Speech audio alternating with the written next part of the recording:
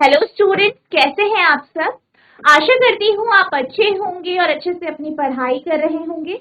मैं मोनिका रावत आपका स्वागत करती हूँ आईसीटी वर्चुअल क्लासरूम देहरादून में।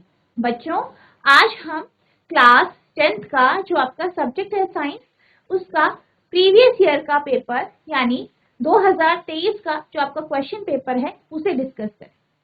पिछले लेक्चर में हमने इसका जो पेपर है उसके कुछ क्वेश्चंस को डिस्कस किया था। कुछ क्वेश्चन हमारे रह गए थे, आज हम उन्हें ही डिस्कस करेंगे। साथ ही साथ जो आपका 2022 का प्रश्न पत्र है उसको भी हम डिस्कस करेंगे। ठीक है, तो बच्चों आज का आपका जो पहला प्रश्न है, ठीक है, ये जो प्रश्न है इसके यहाँ पे आपके पास दो भाग है। ठीक है, क और ख भाग। ठीक है, तो यहाँ पे जो आपका का पार्ट है वो 2 मार्क्स का प्रश्न है और ये प्रश्न कुछ इस तरीके से, एक उत्तल लेंस द्वारा किसी वस्तु को निम्नलिखित स्थितियों में रखने पर प्रतिबिंब के बनने के लिए केवल किरण आरेख बनाइए। ठीक है, तो यहाँ पे क्या करना है, यहाँ पर आपको उत्तल लेंस के, ठीक है, उत्तल लेंस के लिए आपको क्या करना है, किरण आरेख बनाना। और उसकी कंडीशन आपको दी गई है, 2 कंडीशन दी गई है। इन 2 कंडीशन के बेस में आपको किरण आरेख बनाना। जैसे कि मैंने आपको पहले भी कहा है, जो किरण आरेख है, ठीक है, चाहे आपके दर्पण के हैं चाहे आपके लेंस के हैं, सारे बेहद इंपॉर्टेंट है, आपको अच्छे से लर्न करना है। कहाँ पर वस्तु रखा जाता है, प्रतिबिंब की स्थिति क्या है, प्रतिबिंब का आकार क्या है, साइज क्या है, सब आपको अच्छे से याद रखना है। ठीक है, अब हम इसमें बात करते हैं कि कौन कौन सी कंडीशन आपको दी गई है, यानी आपको किरण आरेख किस किस स्थिति में बना। Draw only ray diagram to show the formation of image of an object by a convex lens when object is placed। पहला है, लेंस के फोकस F तथा प्रकाशित केंद्र O के बीच हो, between focus F and optical centre O। यानी पहली कंडीशन जो दी गई है वो है कि जब हम वस्तु को F और O के बीच में रखते हैं, ठीक है, फोकस और ऑप्टिकल सेंटर के बीच में। दूसरी कंडीशन है, लेंस के F व 2F के बीच में हो, यानी जब आप लेंस के F और 2F के बीच में वस्तु को रखते हैं। पहली है O और F के बीच में, दूसरा है F और 2F के बीच। ठीक है, तो इसके लिए आप किरण आरेख बनाएंगे। सबसे पहले हम पहले पार्ट की बात करते हैं, जब आपको वस्तु को F और O के बीच में, तो आपका किरण आरेख कुछ इस तरीके से बनेगा। ये आपका लेंस है, ठीक है, हमने क्या किया है, लेंस का ऑप्टिकल सेंटर, प्रकाशिक केंद्र, ऑप्टिकल सेंटर, प्रकाशिक केंद्र और F यानी फोकस के बीच में वस्तु को रखना है। अब जैसे कि आप जानते हैं कि जो वस्तु है, वस्तु से अनेक किरणें निकलेंगी, बहुत सारी किरणें निकलेंगी। यहाँ पर जब भी हम जो है इमेज बनाते हैं या रे डायग्राम बनाते हैं, वहां पर हम 2 रेज को कंसिडर करते हैं। ठीक है, मतलब मिनिमम आपकी 2 किरणें तो होनी ही चाहिए जिससे आप किरण आरेख बनाएं। अब यहाँ पे हमने क्या किया है, हमने कहा कि जो ए बिंदु है वहां से 2 किरणें निकल रही है, 2 किरणें निकल रही है। एक किरण जो है ऑप्टिकल सेंटर यानी प्रकाशिक केंद्र से पास होगी और दूसरी किरण जो है आपके लेंस से पास होके जो है फोकस से पास हो जाए। अब ये जो है आपके रूल के अकॉर्डिंग है, आपने पढ़ा है कि जब भी कोई किरण जो है आपके मुख्य अक्ष के समानांतर होती है, प्रिंसिपल एक्सिस के समानांतर होती है, तो रिफ्रैक्शन के बाद, अपवर्तन के बाद वह जो है फोकस से पास हो जाती है। दूसरी किरण ऑप्टिकल सेंटर से पास कराई है और आप ये जानते हैं कि जो भी किरण आपकी ऑप्टिकल सेंटर से यानी प्रकाशिक केंद्र से पास होती है तो वो बगैर डेविएशन के, ठीक है, बगैर अपवर्तन के या बगैर डेविएशन के वो ऑप्टिकल सेंटर से पास हो जाती है। तो यहाँ पर जो है किरण ऑप्टिकल सेंटर से एज इट इज पास होगी। अब हम क्या करेंगे, यहाँ पे आप देख सकते हैं कि ये दोनों किरणें जो है लगातार एक दूसरे से दूर हो रही है, यानी इनके बीच की दूरी बढ़ती जा रही है। तो यहाँ पे ये जो किरणें हैं ये एक दूसरे से दूर चलती जा रही है, दूर होती जा रही है। तो यानी कि आपकी जो इमेज है वो यहाँ पे तो नहीं बनेगी। अब क्या करेंगे, आप इसे पीछे एक्सटेंड करेंगे, पीछे बढ़ाएंगे। जब आप इन लाइनों को सीधे पीछे बढ़ाएंगे तो ये एक बिंदु पर एक दूसरे से मिलेंगी, जिसे आप ए डैश बिंदु मानेंगे। और यहाँ पे ये देखा गया है कि जो आपकी इमेज बनेगी वो आपके 2f के पीछे बनेगी, ठीक है, 2f के पीछे। और किस तरफ, जिस तरफ आपने बिंब या वस्तु को रखा। तो यहाँ पे आप देख सकते हैं कि जो आपकी इमेज है वो उसी तरफ बन रही है जिस तरफ आपने वस्तु को रखा है। जो इमेज है, जो प्रतिबिंब है, वो कैसा है, आभासी है, ठीक है, आभासी है, बड़ा है, ठीक है, और कैसा है आपका, उसी तरफ है जिस तरफ वस्तु रखी गई, ठीक है, और सीधा, ठीक है। तो ये इसकी क्या हो गई, क्वालिटी, ठीक है। अब हम क्या करेंगे, पहले आप इसे ड्रॉ करेंगे, फिर इसके बाद नीचे जो है इसके बारे में कुछ इंफॉर्मेशन हम यहाँ पे नोट, ठीक है। तो आप क्या लिखेंगे ये हम देख लेते हैं। तो वस्तु की स्थिति आपको पता है एफ और ओ के बीच में।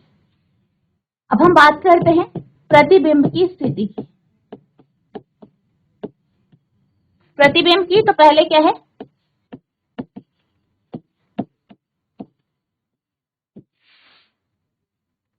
ठीक है, स्थिति। तो आप लिखेंगे 2f1 के परे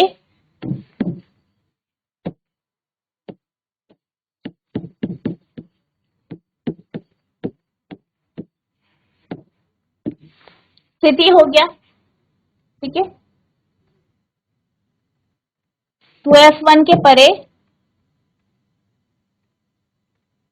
फिर आप लिखेंगे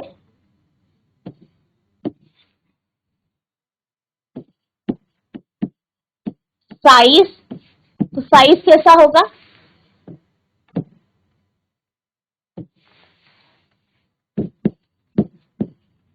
विवर्धित या वस्तु के आकार से बड़ा या बिंब के आकार से बड़ा।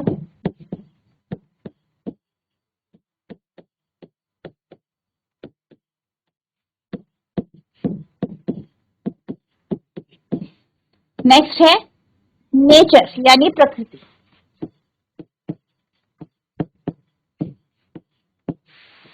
प्रकृति कैसी होगी इसकी, की बात कर लेते हैं।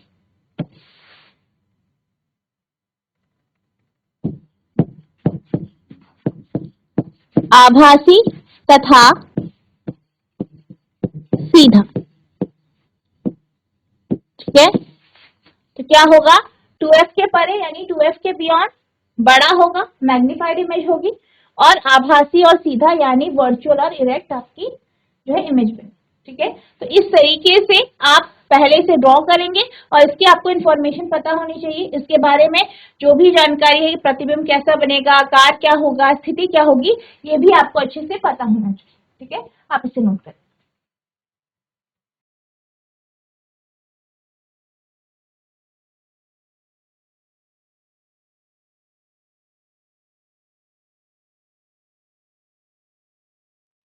यहाँ पे आप लिख सकते हैं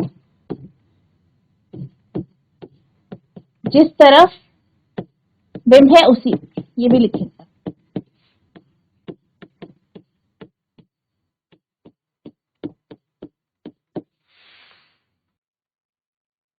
अब हम बात करते हैं सेकंड पार्ट। सेकंड पार्ट में कहा गया है f और 2f के बीच में, यानी वस्तु को जब हमने f और 2f के बीच में रखा है।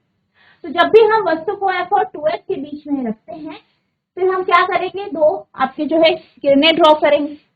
एक जो है आपके मुख्य अक्ष के समानांतर होगी, ठीक है, अपवर्तन के बाद फिर वो फोकस से पास हो जाएगी, दूसरी आपके ऑप्टिकल सेंटर से पास हो जाएगी। अब ये देखा गया है कि ये जो है, ये जो किरणें हैं वो 2f2 के पीछे आपस में एक दूसरे से मिलेंगी। वस्तु कहाँ पे रखी है, f1 और 2f1 के बीच में, और प्रतिबिंब कहाँ प्राप्त हुआ, 2f2 के पर, ठीक है। तो यहाँ पे जो आपका प्रतिबिंब आपको प्राप्त हुआ है वो किरणों के वास्तविक तौर पे मिलने से या एक दूसरे को काटने से नहीं, यानी प्रतिबिंब क्या होगा आपका, आपका वास्तविक होगा, रियल इमेज होगी। आप देख सकते हैं उल्टा प्रतिबिंब प्राप्त हो रहा है। ठीक है, और आकार की अगर हम बात करें तो वस्तु के आकार से बड़ा हमें प्रतिबिंब प्राप्त हो। ठीक है, तो इस तरीके से आप डायग्राम बनाएंगे, फिर आप इसकी इंफॉर्मेशन कब लिखेंगे।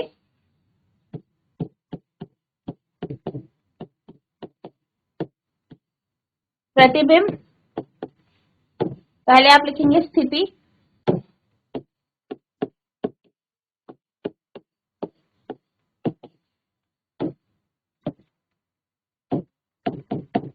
टू एफ टू के परे, यानी बियॉन्ड 2F2। नेक्स्ट है आपका साइज,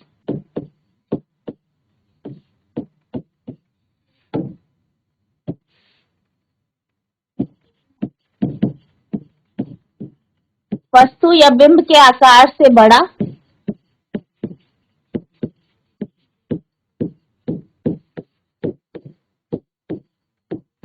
यानी विवर्धित।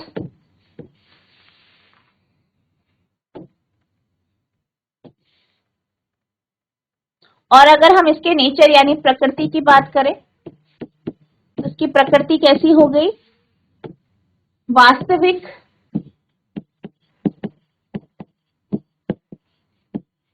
तथा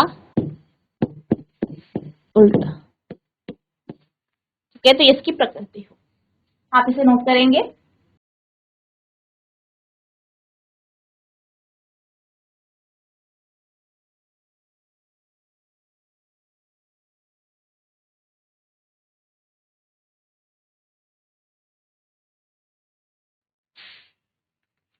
अब हम चलते हैं अगले प्रश्न की ओर। तो आपका अगला प्रश्न जो है वो कुछ इस तरीके से है। प्रकाश वायु से 1.50 अपवर्तनांक के कांच में प्रवेश करता है, यानी जो प्रकाश की किरण है वो वायु से जो है कांच की ओर प्रवेश करती है, और जो कांच है उसका जो अपवर्तनांक है, ठीक है, यानी उसका जो रिफ्लेक्टिव इंडेक्स है वो 1.50 है। कांच में प्रकाश की चाल क्या होगी। अब क्या बताना है कि कांच में जो प्रकाश है उसकी चाल क्या होगी, उसकी स्पीड क्या होगी। वायु में प्रकाश की चाल 3 × 10⁸ मीटर पर सेकेंड है, यानी यहाँ पे जो है वायु में प्रकाश की चाल दी गई है, ठीक है, जो कि 3 × 10⁸ मीटर प्रति second. Light enter from air to glass, यानी जो लाइट है वो एयर से ग्लास की ओर जाता है, और इसका जो रिफ्लेक्टिव इंडेक्स है, ठीक है, वो कितना है 1.50। What will be the speed of glass, light in glass. अब आपको बताना है कि जो लाइट है, प्रकाश है, उसकी ग्लास में, कांच में चाल कितनी होगी। The speed of light in air is 3 × 10⁸ metre per second. और अगर हम बात करें लाइट की स्पीड की, प्रकाश की चाल की, तो कितनी है 3 × 10⁸ मीटर पर। तो सबसे पहले जो इंफॉर्मेशन दी गई है उसे नोट कर लेते हैं। तो यहाँ पे आपको क्या क्या इंफॉर्मेशन दी गई है। पहला आपको दिया गया है अपवर्तनांक, ठीक है,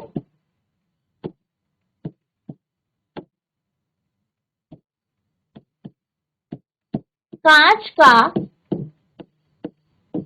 अपवर्तनांक जिसे आप एन से डिनोट करते हैं, यानी refractive index of glass,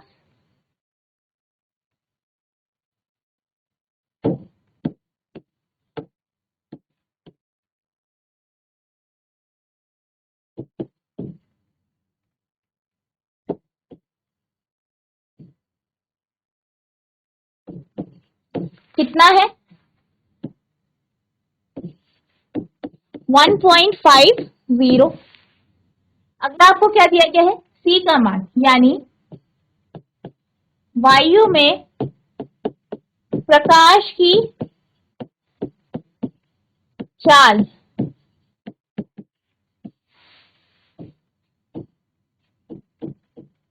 speed of light in air, ठीक है, यानी सी दिया गया है, कितना है 3 × 10⁸ मीटर पर सेकेंड। एन दिया है, सी दिया है, क्या निकालना है,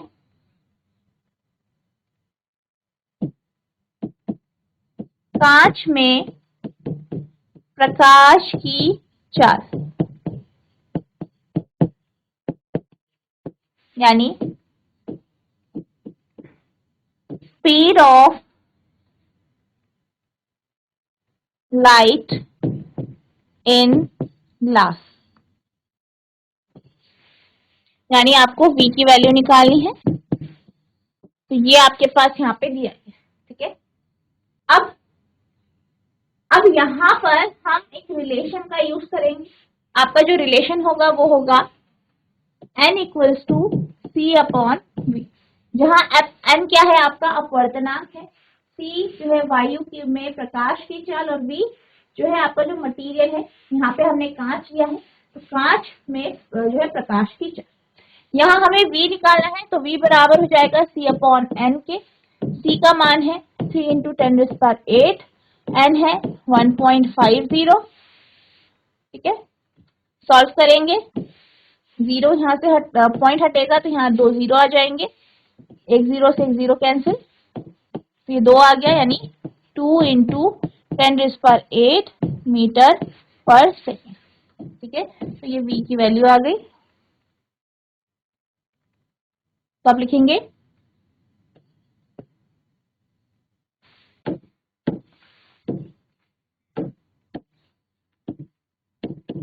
कांच में प्रकाश की चाल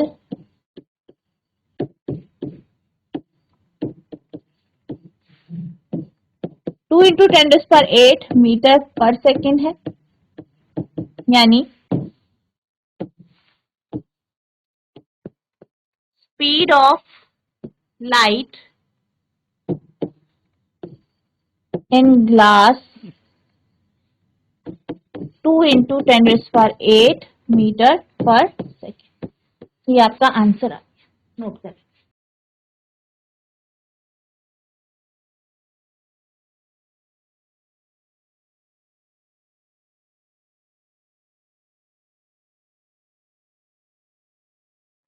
तो इसके साथ आपका जो ये प्रश्न पत्र है ये पूरा हो गया है। अब हम अगले प्रश्न पत्र की ओर चलते हैं। बच्चों अब हम चलते हैं अपने जो है 2022 के प्रश्न पत्र। यहाँ पर जैसे कि आप जानते हैं, हम यहाँ पे जो साइंस का पेपर है उसमें जो फिजिक्स यानी भौतिकी के जो प्रश्न हैं उनको डिस्कस करें। तो सबसे पहले हम रूल्स की बात कर लेते हैं। आपके प्रश्न पत्र में जैसे हमने पिछली लेक्चर में या जो आपका पिछला प्रश्न पत्र था उसको जब हम डिस्कस कर रहे थे तो हमने देखा था कि कुछ निर्देश दिए गए हैं। ये जो निर्देश है कुछ इस तरीके से है कि इस प्रश्न पत्र पर कुल 30 प्रश्न है, यानी ये जो प्रश्न पत्र है इसमें 30 प्रश्न है और सभी क्या है आपके अनिवार्य प्रश्न है, यानी आपको सारे प्रश्न करना आवश्यक है। प्रत्येक प्रश्न के लिए नियतांक उसके सम्मुख दर्शाए गए हैं, यानी हर एक प्रश्न का जो नियतांक है उसके जो मार्क्स है वो आपके क्वेश्चन के सामने आपको दिए गए हैं। प्रश्न संख्या एक बहुविकल्पीय प्रश्न है। अगर हम एक प्रश्न की बात करें, पहला जो प्रश्न है वो कैसा है, बहुविकल्पी। वो कैसा प्रश्न है, बहुविकल्पी, यानी मल्टीपल चॉइस। यानी यहाँ पे आपको प्रश्न दिया जाएगा, उसके बाद उसके आंसर के लिए आपको 4 ऑप्शन दिए जाएंगे, उनमें से एक विकल्प या एक ऑप्शन को आपको चुनना है। प्रश्न संख्या 2 से 6 तक एक अंक के प्रश्न है। अब इसी तरीके से अगर हम 2 से 6 तक के प्रश्नों को देखें तो ये आपके एक अंक के प्रश्न होंगे। एक अंक के प्रश्न है, यानी आपको एक स्टेटमेंट में या शॉर्ट में आपको आंसर लिखना। नेक्स्ट है प्रश्न संख्या 7 से 15 तक 2 अंक के प्रश्न है। अब अगर हम 7 से 15 तक के जो आपके प्रश्न है उनकी अगर हम बात करें तो ये आपके 2 अंक के प्रश्न है। प्रश्न संख्या 16 से 24 3 अंक के। इसी तरीके से 16 से 24 तक के जो प्रश्न है वो 3 अंक के प्रश्न है। प्रश्न संख्या 25 से 30 तक 4 अंक के प्रश्न है और इसी प्रकार से 25 से 30 तक के जो प्रश्न है वो आपके 4 अंक के प्रश्न, ठीक है। तो इन्हीं के अनुसार आपको जो है अपने क्वेश्चन का आंसर देना। जैसे कि मान लीजिए आपको जो है ये कहा जाता है कि मायोपिया के बारे में आपको बताना, ठीक है। 1 मार्क्स में है तो आपको सिंपल एक स्टेटमेंट में लिखना, ठीक है। और और अगर आपके पास ये 4 मार्क्स में आ जाता है तो आपको पूरा डिस्क्राइब करके पूरा डायग्राम बनाना है, सारे डिफेक्ट किस प्रकार का ये डिफेक्ट होता है वो आपको बताना है, ठीक है। निकट दृष्टि दोष होता है, किस प्रकार के लेंस का आप उपयोग करते हैं, इसमें होता क्या है, क्यों ऐसा होता है, सब कुछ आपको लिखना, ठीक है। तो आपका जो प्रश्न होगा, प्रश्न का जो उत्तर होगा वो आपके मार्क्स के अकॉर्डिंग होगा, ठीक है। अब हम चलते हैं इसके जो प्रश्न है उनकी ओर। तो आपका पहला प्रश्न है, निर्वात में प्रकाश की चाल है, speed of light in vacuum is, पहला है ऑप्शन 3 × 10⁸ मीटर पर सेकेंड, दूसरा है 3 × 10⁻10 मीटर पर सेकेंड, तीसरा है 331 मीटर पर सेकेंड और चौथा है 2 × 10⁸ मीटर पर सेकेंड। तो यहाँ पे क्या कहा गया है कि वैक्यूम में, निर्वात में जो है प्रकाश की चाल क्या है, यानी यहाँ पर आपसे c का मान पूछा गया। क्या पूछा गया है? c का मान। तो c का मान क्या होता है? 3 × 10⁸ मीटर पर सेकेंड।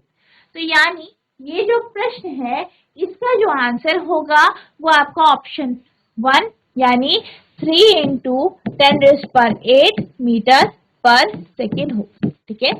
तो ये इसका आंसर आ जाएगा जो कि क्या है आपका ऑप्शन 1 यानी पहला, ठीक है। नोट करें।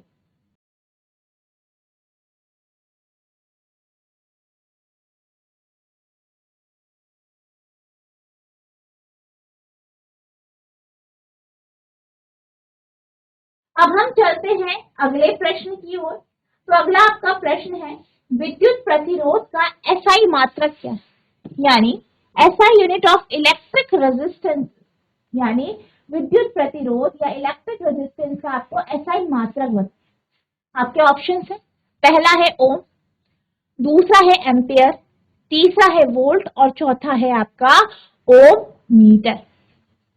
अब यहाँ पे आपसे इलेक्ट्रिकल रेजिस्टेंस यानी आर की एसआई यूनिट पूछी है। तो इलेक्ट्रिकल रेजिस्टेंस आर की एसआई यूनिट क्या होती है? ओम, ठीक है। तो आपका जो आंसर होगा यहाँ पे वो आपका फर्स्ट ऑप्शन होगा यानी ओम। अब हम बात करते हैं बाकी ऑप्शन। अगर हम एम्पेयर की बात करें तो एम्पेयर तो आप ए से रिप्रेजेंट करते हैं, ओम का आपका सिंबल कुछ इस तरीके से है, और अगर हम एम्पेयर की बात करें तो एम्पेयर किसका एसआई मात्रक है? एम्पेयर विद्युत धारा का एसआई मात्रक। तो आप इसे नोट करेंगे, आप लिखेंगे,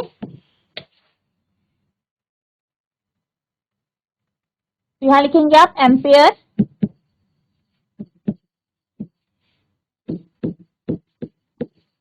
तो ये किसका मात्रक है आपका? लिखेंगे आप विद्युत धारा यानी इलेक्ट्रिक करंट।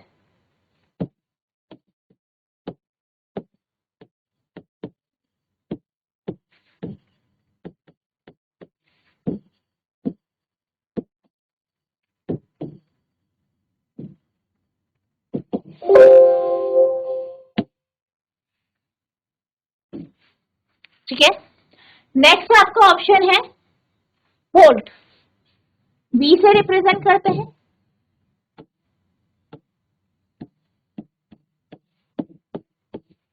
ठीक है, तो वोल्ट किसका है? वोल्ट है आपका विद्युत विभव, ठीक है, इलेक्ट्रिकल पोटेंशियल या वोल्टेज आप कह सकते हैं।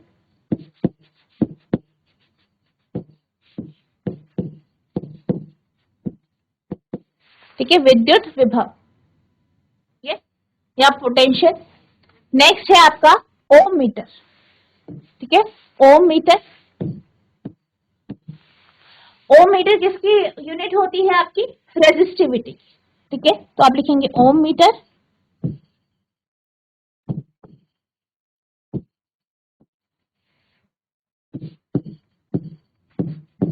तो ये किसकी होती है?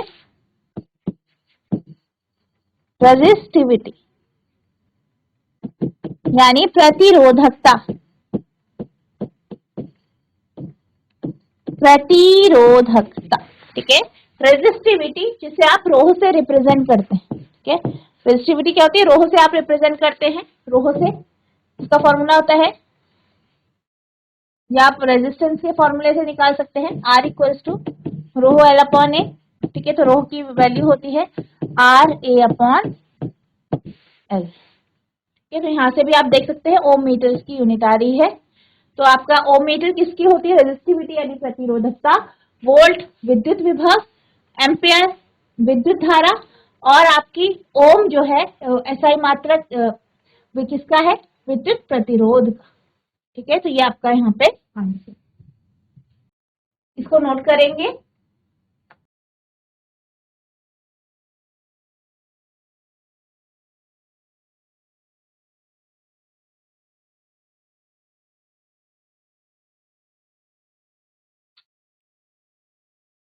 अब हम चलते हैं अगले प्रश्न की ओर। तो आपका जो अगला प्रश्न है वो कुछ इस प्रकार से है, निम्न में से कौन सी गैस सूर्य से आने वाली पराबैंगनी विकिरण से पृथ्वी की सुरक्षा प्रदान करती है, यानी which of the following gas shields the surface of earth from ultraviolet radiation from the sun. यानी यहाँ पे ये कहा गया है कि कौन सी ऐसी गैस है जो पृथ्वी को सूर्य से आने वाली पराबैंगनी यानी यूवी रेस से बचा। आपके ऑप्शन है, पहला है फ्लोरीन, दूसरा है नाइट्रोजन, तीसरा है ओजोन और चौथा है अमोनिया। अब अगर हम बात करें, ये हमारी पृथ्वी है और ये सूर्य, सूर्य से आपकी जो है इलेक्ट्रोमैग्नेटिक वेव्स, ठीक है, आती है। ठीक है, अब ये जो तरंगे हैं इनमें एक तरंग होती है आपकी यूवी, और ये जो यूवी रेज होती है, पराबैंगनी किरणें होती हैं, ये बहुत हार्मफुल होती है, बहुत नुकसानदेह होती है। ठीक है, हमारे लिए, ठीक है, जो भी यहाँ प्राणी रहते हैं उनके लिए। इससे आपको स्किन डिजीज जो होती है, जैसे आपकी जो स्किन का कैंसर होता है, इस तरीके के आप बीमारी हो। तो इस पराबैंगनी किरणों से हमारी पृथ्वी को बचाता है एक लेयर। ठीक है, एक लेयर जो किसकी बनी होती है, ओजोन गैस की, यानी O3। तो O3 जो है, या जो ओजोन है, जिसे आप क्या कहते हैं, ओजोन है। ओजोन क्या करता है, हमारी पृथ्वी को सूर्य से आने वाली पराबैंगनी किरणों से बचाता। तो यहाँ पे जो आपका ये प्रश्न है, इसका जो आंसर होगा वो होगा आपका ओजोन, यानी ऑप्शन 3। ठीक है, नोट करेंगे।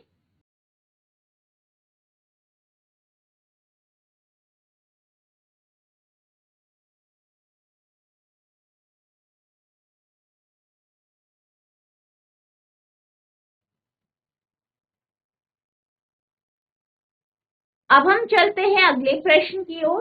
तो आपका अगला प्रश्न है, एक गोलीय दर्पण की वक्रता त्रिज्या 25 सेंटीमीटर। ठीक है, यानी क्या कहा गया है, एक गोलीय दर्पण है, एक स्फेरिकल मिरर है, ये नहीं बताया गया है कैसा है, कौन सा है, कॉन्वेक्स है, कॉनकेव है, अवतल है, उत्तल है, ये नहीं बताया। सिर्फ कहा गया है कि इसका जो वक्रता त्रिज्या है वो 25 सेंटीमीटर है, 25 सेंटीमीटर। इसकी फोकस दूरी क्या हो, यहाँ पे आपको इसकी फोकस दूरी यानी एफ का मान निकालना है। The radius of curvature of a spherical mirror is 25 centimetre. What will be it's focal length. ठीक है, तो यहाँ पे क्या दिया गया है, आपको आर की वैल्यू दी। ठीक है, तो आप सबसे पहले आर की वैल्यू नोट करेंगे।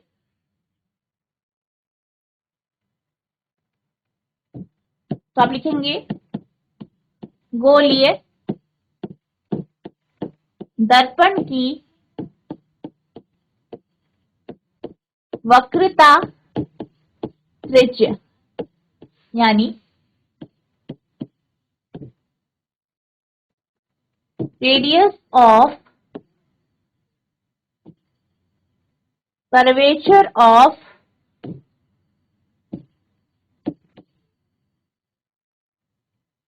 स्फेरिकल मिरर यानी आर कितना दिया गया है, 25 सेंटीमीटर। क्या निकालना है आपको, फोकल लेंथ यानी फोकस दूरी।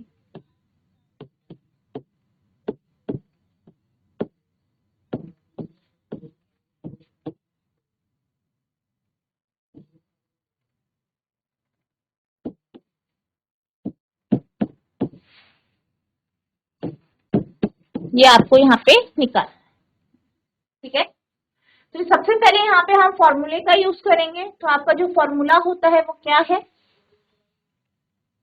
F बराबर R बाय, ये आपका फॉर्मूला है, आपको याद रखना है, बहुत इंपॉर्टेंट फॉर्मूला है।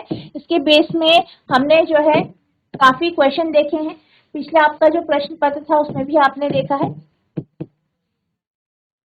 R बराबर 2S या F बराबर R बाय 2, तो आप लिख सकते हैं F बराबर R बाय 2। R का मान कितना है, 25 बटा 2 यानी 12.5 सेंटीमीटर। तो यहाँ पे जो आपकी फोकल लेंथ आई है, फोकस दूरी आई है वो 12.5 सेंटीमीटर है। तो आप लिखेंगे गोलीय दर्पण की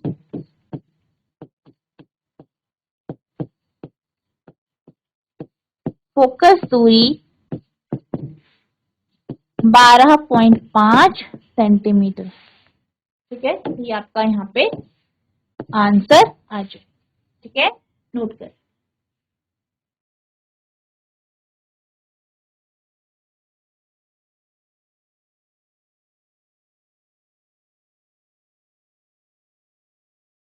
अब हम चलते हैं अगले प्रश्न की ओर। तो आपका अगला प्रश्न है, दो चुंबकीय क्षेत्र रेखाएं एक दूसरे को प्रतिच्छेद क्यों नहीं करती? Why don't two magnetic field lines intersect each other? यानी यहाँ पे ये कहा गया है कि आपके पास मैग्नेट होता है, मैग्नेट में क्या होती है, चुंबकीय रेखाएं होती है। तो ये जो चुंबकीय रेखाएं हैं ये आपस में एक दूसरे को क्यों नहीं काटती? अगर हम चुंबक की बात करें, मैग्नेट की बात करें, तो मैग्नेट में हमारे पास दो पोल होते हैं, नॉर्थ और साउथ पोल, यानी उत्तरी ध्रुव और दक्षिणी ध्रुव। अब यहाँ पे अगर हम फील्ड लाइंस की बात करें तो कुछ इस तरीके से होती हैं क्षेत्र रेखाएं आपकी, जो नॉर्थ से निकलती है और साउथ में प्रवेश करती है या उसमें एंटर करती है, कुछ इस तरीके से यहाँ से निकलती है और यहाँ पे आपकी एंटर करती है, ठीक है। अब यहाँ पर जो है हमने जब मैग्नेटिक फील्ड लाइंस के बारे में बात कर रहे थे, चुंबकीय क्षेत्र रेखाओं के बारे में जब हम बात कर रहे थे, तो हमने क्या कहा था कि जो चुंबकीय क्षेत्र रेखाएं होती है, मैग्नेटिक फील्ड लाइंस होती हैं, ये यूनिडायरेक्शनल होती है, यानी इनकी एक ही दिशा होती है। ऐसा हम कैसे कह सकते हैं? क्योंकि अगर आप इस जो क्षेत्र रेखा है उसके हर एक बिंदु पे कोई एक टेंजेंट ड्रॉ करते हैं, ठीक है, मान लीजिए हम यहाँ पे एक टेंजेंट ड्रॉ कर लेते हैं, किसी भी एक बिंदु पे कर दें, तो वो क्या दर्शाता है आपको, आपको ये जो है इस लाइन की दिशा दर्शाता है, ठीक है, लाइन की दिशा दर्शाता, ठीक। अब मान लीजिए जैसे हमने यहाँ पे देखा कि इस तरीके से टेंजेंट ड्रॉ करके स्पर्श रेखा को बना के हम क्या बता सकते हैं, दिशा बता सकते हैं। और दिशा कैसी है, यूनिडायरेक्शनल है, एक ही दिशा है, ठीक है, यहाँ से हमें साफ पता चलता है। अब मान लीजिए कि ये जो किरणें हैं, सॉरी, ये जो आपकी फील्ड लाइन है, ये आपस में एक दूसरे को काट रही है, मान लीजिए इस बिंदु पर। अब अगर यहाँ पर आप स्पर्श रेखा यानी टेंजेंट ड्रॉ करेंगे तो आप देख सकते हैं टेंजेंट ड्रॉ करने पर एक बिंदु पर हमें दो दिशाएं दिखेंगी, और ये पॉसिबल नहीं है क्योंकि आपकी जो मैग्नेटिक फील्ड लाइंस होती हैं ये हमेशा यूनिडायरेक्शनल होती हैं। तो इसी कारण आपकी जो क्षेत्र रेखाएं हैं, मैग्नेटिक फील्ड लाइंस है, वो एक दूसरे को काटती हैं, क्योंकि अगर वे काटेंगी तो इसका अर्थ है उसकी एक से अधिक दिशा, ठीक है। अब हम इसके आंसर की बात कर लेते हैं। तो आप इसका आंसर जो लिखेंगे कुछ इस तरीके से लिखेंगे, if magnetic field line intersect each other, then at point of intersection there will be two direction of same field which is not possible। यानी अगर जो मैग्नेटिक फील्ड लाइंस है, चुंबकीय क्षेत्र रेखाएं हैं, वो आपस में एक दूसरे को काटती हैं, तो काटने वाले पॉइंट में यानी इंटरसेक्शन पॉइंट पर इसकी दो दिशाएं होंगी, ठीक है, एक ही फील्ड की दो दिशा होंगी, जो कि पॉसिबल नहीं है, जो कि संभव नहीं है। Hence the field lines do not cross each other or intersect each other. इसलिए जो फील्ड लाइंस है, जो क्षेत्र रेखाएं हैं, वो एक दूसरे को काटती नहीं है, एक दूसरे को क्रॉस नहीं करती है। यदि चुंबकीय क्षेत्र रेखाएं एक दूसरे को काटती है तो प्रतिच्छेदन बिंदु पर एक ही क्षेत्र की दो दिशाएं होंगी, जो संभव नहीं है। अतः क्षेत्र रेखाएं एक दूसरे को ना तो काटती है, ना ही, ठीक है, ना ही वो एक दूसरे को प्रतिच्छेदित करती है या काटती है। ठीक है, तो ये आपका आंसर है। तो बच्चों, आज हमने जो आपका प्रश्न पत्र है, क्वेश्चन पेपर है 2023 का, 2023 का, उसे हमने कंप्लीट किया। साथ ही साथ हमने जो है 2022 का जो प्रश्न पत्र है उसके कुछ क्वेश्चंस को डिस्कस किया। आई होप आपको ये क्वेश्चन समझ में आए होंगे, आपने नोट किया होगा, सारे कॉन्सेप्ट्स आपके क्लियर हुए होंगे। अगर आपको किसी भी प्रकार का कोई भी डाउट होता है तो नेक्स्ट लेक्चर में आप पूछ सकते हैं। तो बच्चों, आज के लिए बस इतना ही, मिलते हैं अब नेक्स्ट सेशन में। तब तक के लिए thank you and have a nice